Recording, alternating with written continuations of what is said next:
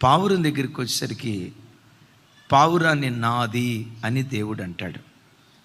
పరమగీతాల్లో పలు చోట్ల మనం చూస్తాం, నా పావురమా నా నిష్కలంకురాలా, బండ సందులలో ఎగురు, నోరు తెరిచి మాట్లాడాలి, బండ సందులలో ఎగురు నా పావురమా, పేట బేడలను ఆశ్రయించు నా పావురమా అంటాడు.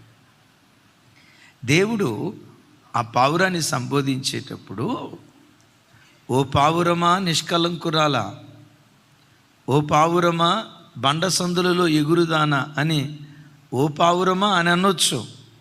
కానీ దాన్ని సంబోధించేటప్పుడు నా పావురమా నా నిష్కలంకురాలా అంటాడు.